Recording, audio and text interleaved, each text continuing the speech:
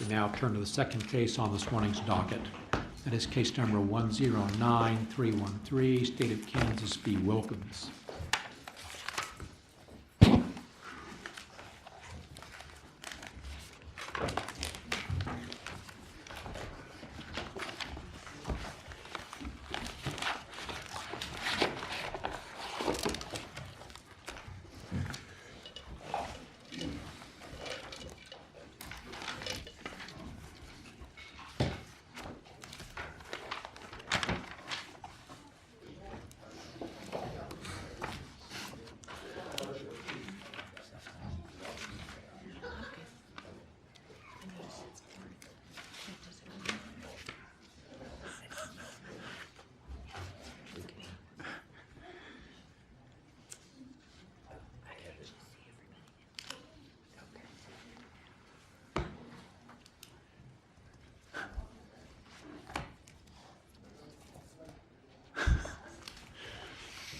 Don't take it Yeah, personally. yes, not about you guys. It's Justice Johnson who walked in. Never mind. We've taken a minute to allow the spectators to depart their choice, and we're now ready to proceed with oral arguments. Counsel. Good morning, Your Honor. My name is Randall Hodgkinson. I'm appearing today on behalf of Breonna Wilkins, and I request 3 minutes for rebuttal. 3 minutes is granted. Counsel, you were here several days ago. Did you get the information from this court on how that matter was disposed of? Yes, Your Honor. Very Thank you well. for your help on that, Your Honor. All right, thank you. This case this morning is a aggravated intimidation of a witness case here out of Shawnee County. You don't do a lot of aggravated intimidation of witness cases, so you pull this statute up and you go, wow, that's a broad statute.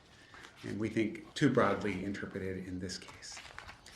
Your Honor, the facts are not highly in dispute in this case, and to the extent that they are, because it's a sufficiency challenge, of course, you take them in the favor of the state.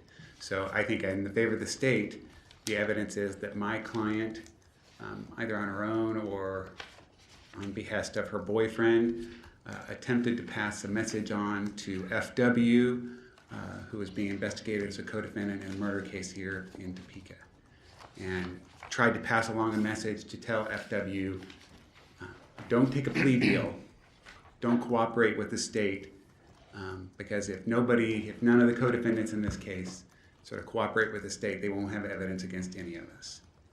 And in this case, the state, the law enforcement, was working to do exactly that, as is common in cases where there are a lot of co-defendants, to see if they could get one or more of those co-defendants to flip, testify against other co-defendants.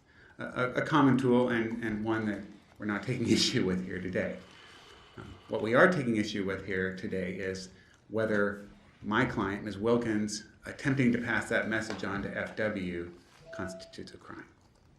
And it's our position, and was Judge Boozer's position in his dissenting opinion in the Court of Appeals, that it is not, for two reasons. One is Ms. Wilkins was charged by the state with attempting to dissuade FW from providing testimony in a criminal proceeding. But that's not what either the substance or the practical, direct practical effect of that communication would be. At the time that any communication was made, there's no evidence that FW had been subpoenaed or could be subpoenaed to be a witness in a criminal proceeding, because she was a co-defendant under investigation and could not be compelled to testify unless she chose to give up her rights. So your argument is that the statute just doesn't apply to this scenario. Is that basically your position? For two reasons. One, as Judge Boozer noted in his dissent, and as we argued, that because there was no testimony for which FW was being subpoenaed at the time of any communication in this situation, because they couldn't subpoena her to testify at a criminal proceeding. So she didn't, I mean, the definition of witness is extremely broad in the statute. Very broad. And the events that led up to her being dissuaded from taking the plea, which I think you can see that the evidence, when viewed in the light most favorable to the state, satisfies that. Is that correct? Yes. Okay. She was a witness under the statute, but couldn't be ordered to testify under the Constitution. So would you try to reconcile those two? Sure. So the question, as particularly as Ms. Wilkins was charged in this case, was did the communication that I agree under the standard that this court applies is that she was attempting to tell FW, don't take a plea deal, don't cooperate with the police in this case, take a plea deal, that's not the equivalent of dissuading somebody from testifying in a criminal proceeding. Let me add something to that scenario, which I understand is not the scenario here, but one that the state argued could be inferred. When you say, I don't want you to take, your client would say, I don't want you to take the plea deal because then you'd have to testify and I don't want you to testify. Is your argument still the same under that factual scenario? The argument is that it's improper to equate those things. Mm-hmm. And again, that's what Judge Boozer agreed with that argument, that advising or dissuading somebody in some way or advising somebody to maintain your constitutional rights, don't give up your right to not be compelled to testify, is not the same as dissuading somebody from testifying. And so that's definitely an argument. The second part of it... Well, maybe I didn't make my question very... If your client would have added, I don't want you to take the plea deal because that would then open you up for testifying, and I don't want you to testify. Is your argument the same? My argument's the same. Because the gravamen of the situation is, I'm still advising somebody about don't take a plea deal. Now, there may be derivative things like in this case. I'm not disputing, you're right. That one of those things is that you're giving information to police and or maybe testifying on behalf of the prosecution.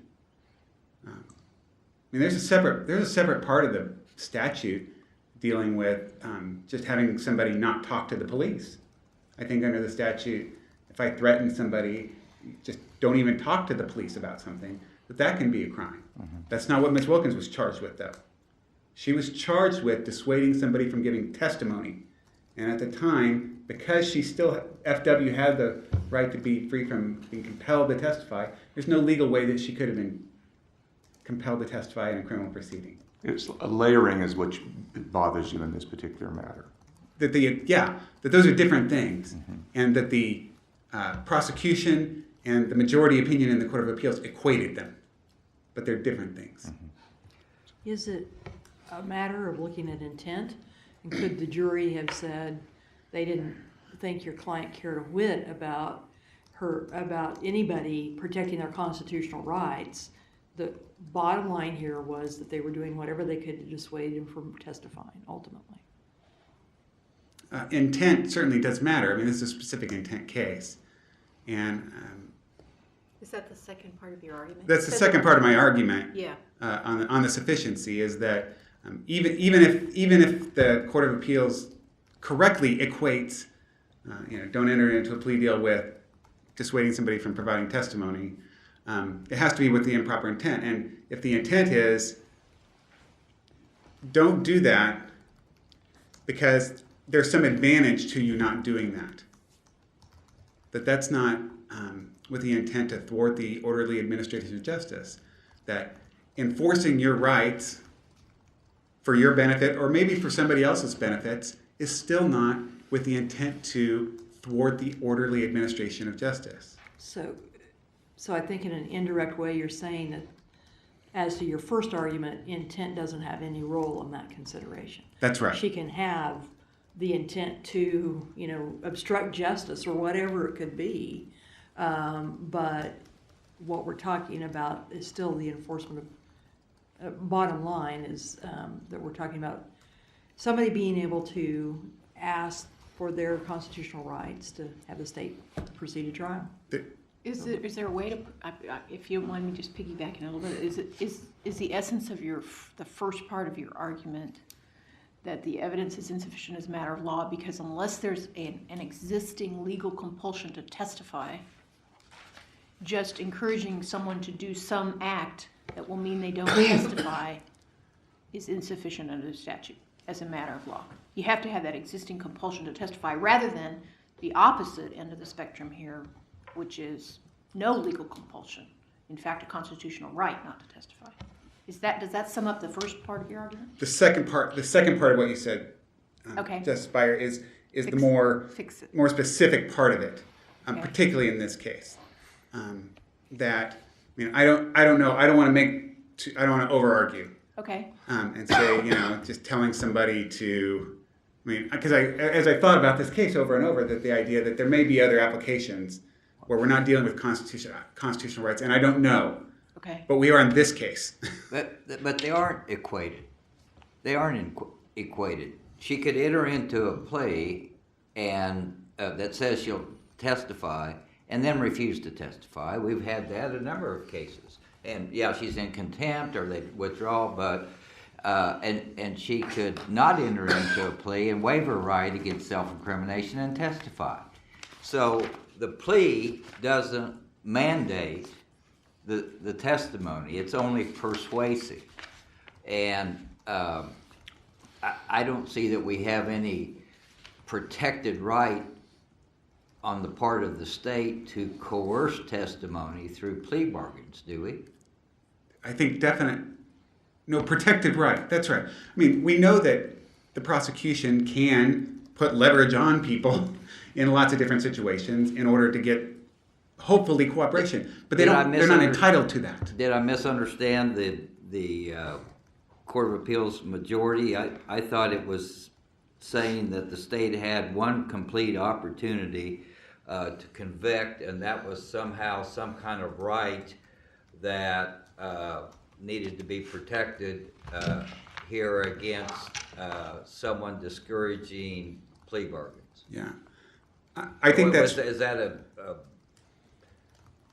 fair assessment of what the majority was trying to say? I think that is a fair assessment of what the majority said here, and citing a lot of cases talking about the importance of plea negotiations and maybe being able to put leverage on defendants, which we're not disputing here today, that law enforcement can engage in this work of talking, trying to get co-defendants to flip. That's not what we're saying. What we're saying is they're not entitled to that, and that a person advising somebody to not do that hasn't committed a crime, because...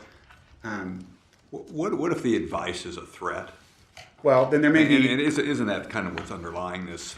It might not be so. It might not be here, but can't the advisors, if you take that plea, you're a dead person, or if you do this, you're going to get hurt. And I understand that could lead to a different type of crime, but would that satisfy the elements of this crime?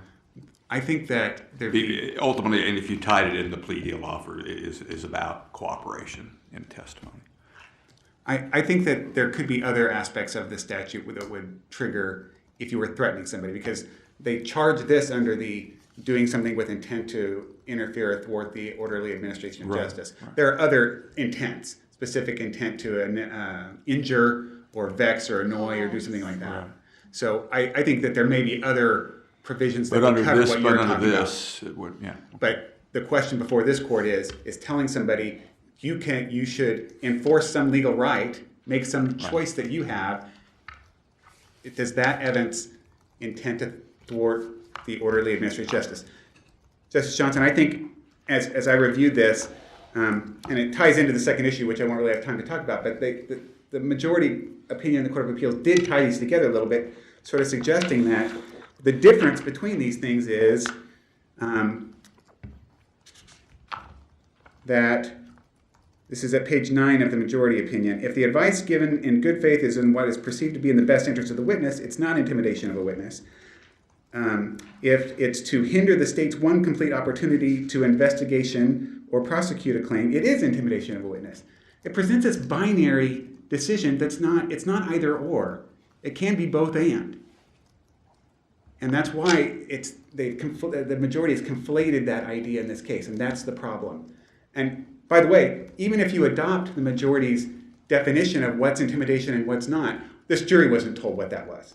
And that brings up another point on this. Can you interfere with the orderly administration of justice without malice?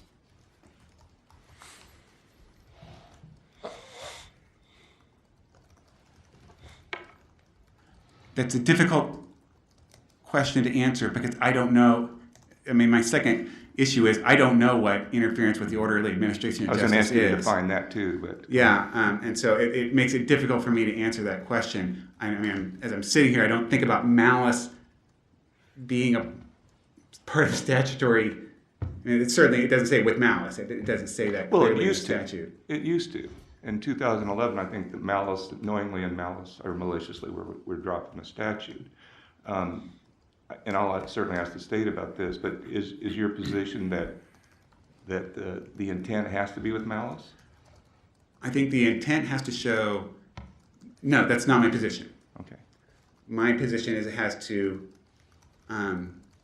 show evidence intent to thwart the orderly administration of justice, and that telling somebody or advising somebody or encouraging somebody to enforce a constitutional right or a legal right Right. doesn't evidence that. Does it make any difference whether this communication was made by a law professor versus the defendant? Yeah, I mean, no. I mean, that's one of the interesting things that the majority of people, because I in my brief said, well, I as a criminal defense lawyer have on many occasions told clients, shut up. Don't talk to the police. Don't talk to anybody. It's only bad for you, right? And if the statute, as you noted, it's this broad statute, if it really means what the state says it means in this case, that's a crime every time I've done that. Because I don't get a free pass from the criminal laws as a lawyer, right? If I advise a client to commit perjury, I'm suborning perjury. If I advise a client to ignore a subpoena, I think I'm obstructing justice. I don't get a free pass because I'm a lawyer. And Well, so the the court- question is is, it- why is it isn't a- that a crime? Is it a fair inference to be drawn whether, when a law professor gives this legal advice, a jury might be inclined to say, perfectly acceptable, not involved in this case whatsoever, we agree it's just legal advice, versus somebody who has some involvement in the case giving the same legal advice. In that latter situation, is it an inference the jury can draw that this was not just pure legal advice? This was some attempt?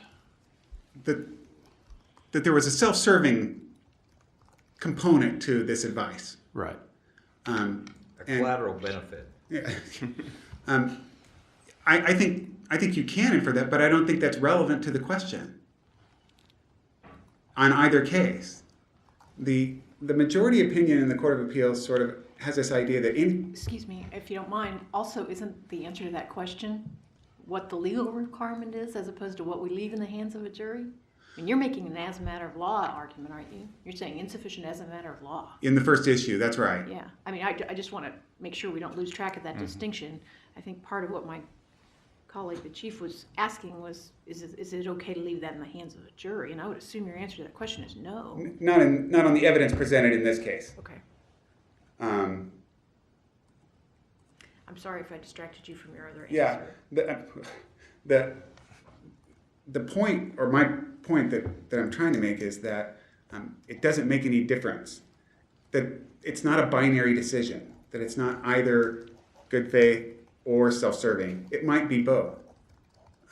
But it doesn't matter, because so long as the only thing you're doing is encouraging somebody to enforce a legal right, that's not thwarting, that can't have the intent to thwart the orderly administration of justice. That is the orderly administration of justice. And similarly, if she called in everybody who was a potential defendant in this case and rented a room this size and said, I'm here to give you this exact same information, your position would be the same. That's right. All right. In fact, she sort of intimated or said that if everyone keeps quiet, no one goes down. Correct? That was the expression, yes. Yes, and so when you talk about the Court of Appeals majority speaking in the best interest of the witness, it seems to me it would be in the best interest of FW if everyone went free in this case. And so at least a portion of it, even though there may be self-serving or binary or collateral benefits to other people, at least some of the express benefit was for FW, correct? Absolutely. All right. Any more questions? Chief, I'm sorry. Certainly. just one. No.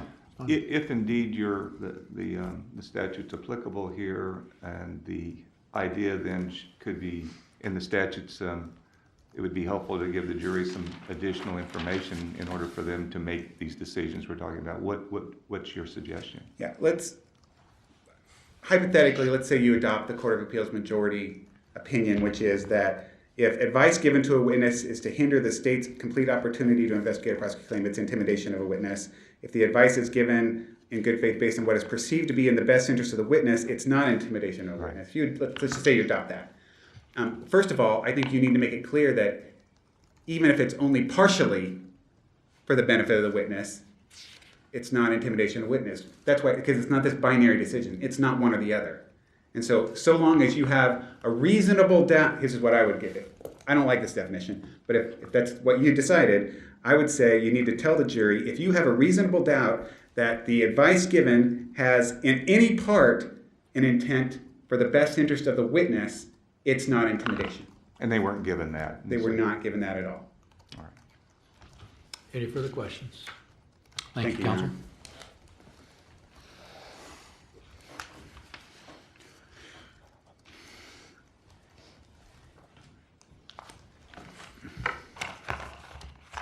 May it please the court, state appears by Assistant District Attorney Jody Litvin. Counsel, Yes. under the state's interpretation of the statute and the majority's interpretation of the statute, the Court of Appeals majority's interpretation of the statute, why isn't your opponent correct that it would expose even a lawyer or law professor to criminal liability? Our position is that the intent of a lawyer or a witness who is not, or a person, a citizen who is not in the same position as Ms. Wilkins was here doesn't Any have drop that of same. self-interest, any drop of self-interest in the motivation is enough to make it a crime. Is that your position? I don't know if I can go any draw. I mean, here. Well, how do we figure it out as a matter Yeah. of law then? It's I mean, very- This isn't a legal question, it's not just. No, it's a very fact-specific question here, and I think here is But the The question before us is a legal question, sufficiency as a matter of law. The first issue raises a legal question, sufficiency as a matter of law. So I'm asking Then you, it would is have to one be. drop of self-interest too much? if we have to draw a hard line, then yes, I guess that would have to be my position So here. the attorney that's representing co-defendants with their consent, that tells them both not to exercise, has actually, which thwarts the prosecutor's attempt to flip one against the other, which happens all the time. Right. Then that is a criminal act on the part of the attorney. Our Because pos- there's a drop of self-interest in that advice. Not to the attorney. The self-interest is to their client, which is what they're hired to do, is to represent their client. The self-interest, if there was some self-interest in the attorney, if Well, the the attorney self-interest in the benefited. attorney is to obtain an acquittal for his. And that's his duty, but that's not a self-interest in the way that is a self-interest for Wilkins here, which is, I don't want my boyfriend, my brothers, my cousin to go down for this murder. Well, I think but, it's different. But I don't want co-defendant B to go to prison, so I'm telling co-defendant A not to testify. I don't see the difference. I mean, the defendant here, Ms. Wilkins, was not a defendant or a co-defendant in this underlying crime. Correct. And so it's an outsider telling a co-defendant not to testify. And what I don't see the difference between an attorney. Let's telling- make it clear there's a self-interest. Let's make it clear there's a self-interest. An attorney who gives that advice might want to enhance his or her reputation for capable criminal defense. And so the attorney, in fact, does have a self-interest in ensuring that two clients don't go down. So he or she encourages one client not to rat the other out. There's your self-interest. Is that a drop? Is that a big enough drop? I'd still have to say no. How come? And there's the part I'm going to struggle with. Because of their role as an attorney. It's just I don't know if I have anything other to say than that's what they're hired to do. That's their role, and having a citizen who comes in and does that. It's clear that that wasn't her role to have any interest in what FW's ultimate result was here, because dissuading her from taking the plea actually harms her. It not only helps the state's case, yes, but it harms her. She could have been prosecuted as a juvenile, Well- not an adult. Well, So she as doesn't it- have- As it turned out, but if no one had flipped and everyone had been acquitted, would FW be in better shape than having been adjudicated as a juvenile? Sure. Okay, so there was a potential benefit, at least expressed, for FW. It didn't turn out because not everyone followed that advice. Right. And I think it's So I don't see how you can say that the advice did not have an element of benefit if the premise was, and you said the premise was, don't take a plea so my relatives don't get convicted because you won't testify. That would have meant, that same premise would have meant FW wasn't adjudicated as a juvenile, correct? correct. And so there was a benefit to FW. Yes, and I don't know if the timing here matters. I mean, the timing is important as well.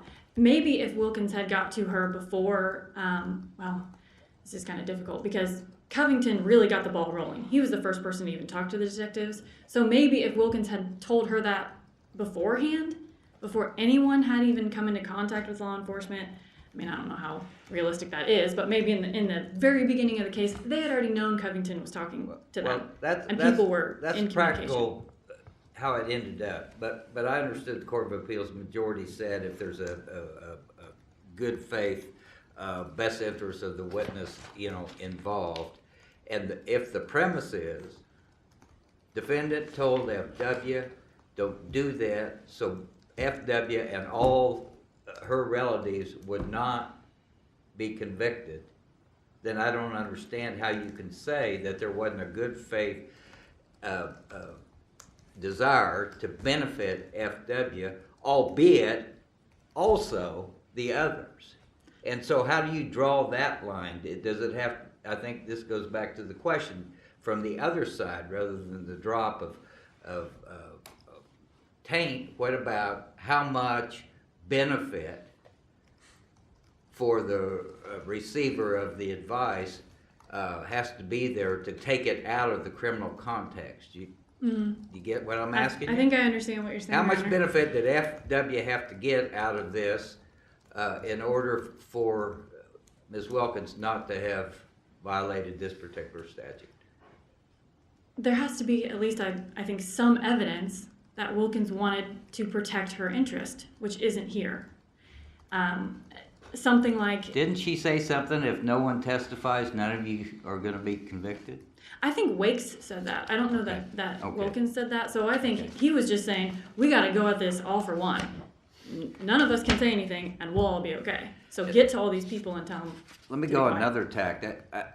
I'm having a hard time understanding how we can say that it's not in the best interest of a criminal defendant to exercise his or her constitutional rights. And so when you have someone that says, I urge you to exercise the rights you're given under the Constitution, that you're advising contrary to the best interest of that person. I mean, I would agree with you that yes, I would agree with that. But that's not what we have here. I think we have to look at the layers of what we've presented here. It's not her. No, you're looking at the consequence. You're looking at a potential consequence. If she agrees not to plea, then you're hoping that she will testify.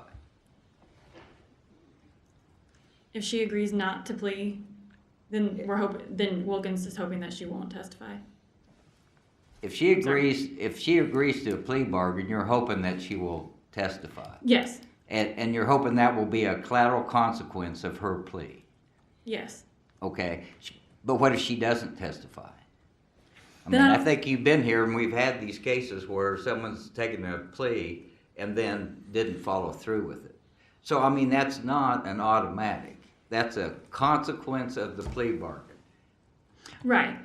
In this plea bargain, not all plea bargains. I mean, take for example a plea bargain where the benefit to the person was dismissal of counts. We'll dismiss count 2, 3, 4, 5, and you count 1.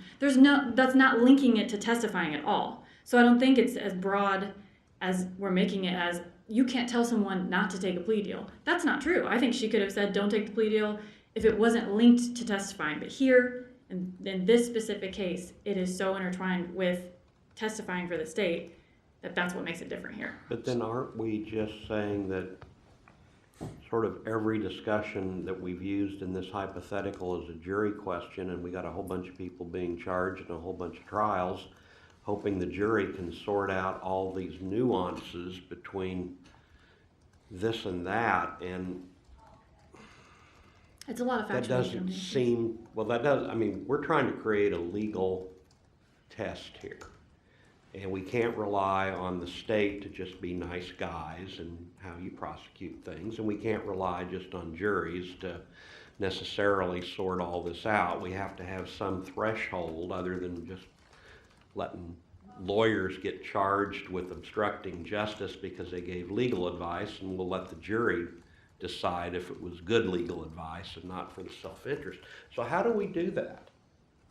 And that's where the argument of the defendant about this being a binary choice is a bit persuasive to me, because I sort of approached this case as, well, it's a jury question, just let it go. And then the deeper I got worried about that. So, I mean, so again, where is the legal test that needs to come out of this case so that we resolve these different hypotheticals? Well, I always have gone back, or the state's always gone back to, I think, is just the intent. And we're not equating the intent of an attorney doing it for their client as the same as any citizen telling them differently. Can you violate the statute? I'm sorry, did you finish just? Yes, I don't know that I have a better answer than that, Your Honor. I'm sorry. I thought you had. I would love to jump off to. So I don't sorry, have a Justice better answer Wylie. than that. Can you violate the statute without a malicious intent? I don't. And if I not, don't think that malicious intent is necessary. you No. don't. I don't think so. So if we have I mean, there's so many different kind of applications or scenarios that can come out of this. You have a family member who, let's say it's a parent or a sibling, who's charged with a crime. That person meets with a lawyer. The person who's charged meets with a lawyer. The lawyer outlines the plea deal that would include testimony against maybe some co-defendants or cooperating with the state. And my brother comes up to me, and forget my legal background, just as any family member says, God, I don't know what to do. Should I take the deal or not? And they talk about it, and they say, no, I don't.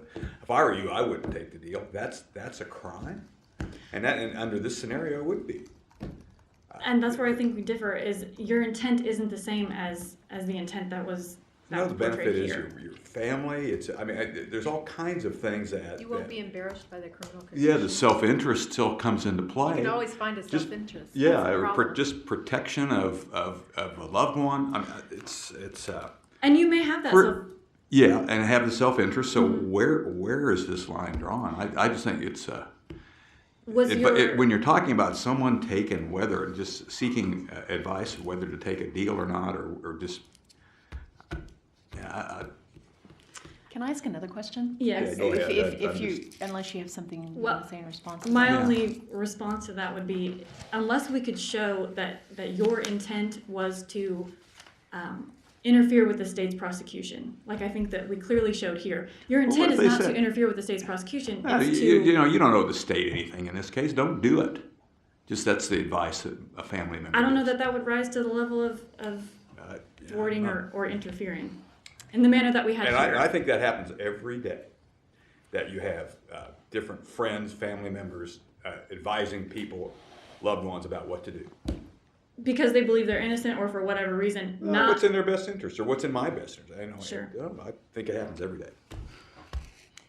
My other question is this. I just want to give you an opportunity to respond to Judge Boozer's comments on the cases that were cited by the majority in the Court of Appeals. He seemed to think that they were About the engaging order. in some pretty serious overread and over-application of the cases cited. Do you have a response to that? Because those cases were dealing with double jeopardy and mistrials. Dealt with completely different issues Yeah. rather than intimidation of a witness. I think the principles that are in those cases, and I think the idea that plea negotiations fall within the orderly administration of justice, I think that I don't was. think anybody's disputing that And they I- fall within the orderly administration of justice. But does the state have a right, as opposed to a prudent ability, to seek plea deals and use them to pressure defendants to testify against one another? I don't know that I read it in that they were making that strong of a statement as the state had a right to do so. Okay. I think they were just using those cases as authority to show that these plea negotiations are within the orderly administration of That justice. they're a valuable A subset tool- of the tools. And to show that that's how, I don't know what the statistic is, 80%, 90% of all cases that come through are handled by plea agreements, and it's a benefit for both sides. So I didn't see it as coming out as strongly as that, just making mention that this is all a part of the orderly administration of justice. How do you connect those dots then if you aren't saying that there's some right of the state? I'm not saying that there's not some right of the state, I just don't think that the Court of Appeals here said it so strongly. Well, then that takes me to our cases that have said that defendants have no constitutional right to a plea bargain. We've said that defendants have no right to have a plea bargain. But we're saying the state has a right to have a plea bargain? I mean, that's what's sauce for the goose is sauce for the gander, isn't it? Sure. And I don't know if I didn't think about it as being a right of either party. It was more just a tool that falls under the orderly administration of justice, and What prevented the state from going to trial against FW in the normal course of things and prosecuting in the normal course of things? There was nothing that prevented that. There was no thwarting or interference with that administration of justice. no. There was only a thwarting or interference, allegedly, with the shortcut. We're going to shortcut this on her prosecution, right? And if there's no right to have that shortcut, I don't understand how you get into the criminal arena.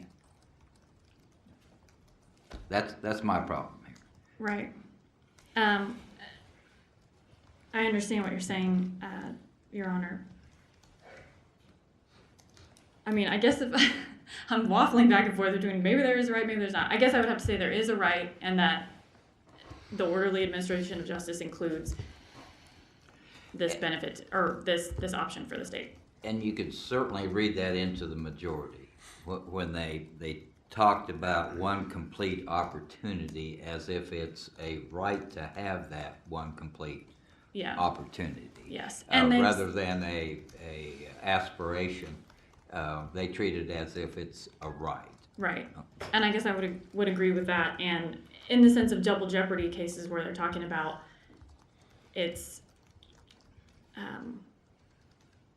not a benefit. I mean, it's hindering the defendant in that case, but the state's right to have this one prosecution outweighs that.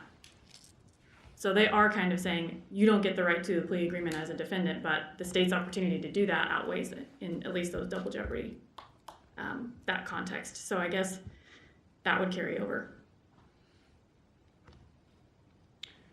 Counsel, you're out of time. Would you like 60 seconds to wrap up, or do you think you've made your points? I don't know what points I've made, but I'll just wrap up with saying that we believe that the Court of Appeals majority got it right. We believe we presented sufficient evidence here, and really to focus on her motive, the timeline, all of the calls, all of the details of all of that testimony, all of that background that the state presented, and find that there was sufficient evidence in the light most favorable to the state.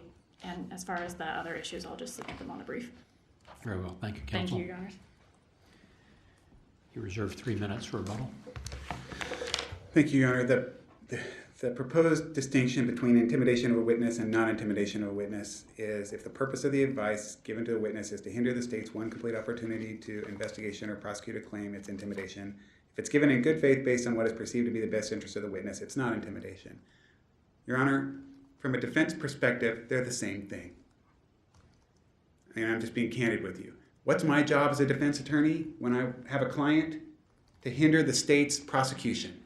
That's what I do, all the time. Your Honor, there are people in the world that think I'm thwarting the orderly administration of justice. But I don't think this court should rule that way. Thank you, Your Honor. Any more questions? Thank you, counsel. Thank you both for your arguments this morning. The court will take this matter under advisement. That